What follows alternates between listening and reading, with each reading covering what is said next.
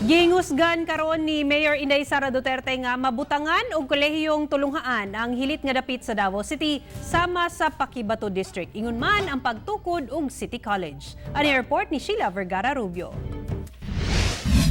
Nakita ni Mayor Inday Sara Duterte nga ubay-ubay sa mga estudyante sa Paquibato District, Davao City ang dili makalahutay og eskwela sa kolehiyo sanglit layo sa syudad.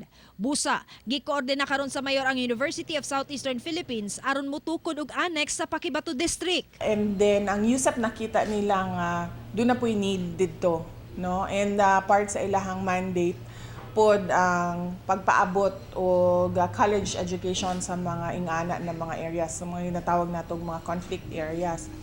So ingon ang USAP na yes, they can build an annex. Giproseso na karon ang paglagda sa Memorandum of Understanding o gilihok na usab ang feasibility study. Ugaling positibo ang resulta, gilaraw nga sa tuig 2021 o 2022 kini mag-abri. Ang amount nga gipangayo ihatag man ni Mayor, so ang team ready na pod. So medyo pinadali ni siya nga FS tungod kay gusto nato nga mapadali pod ang project.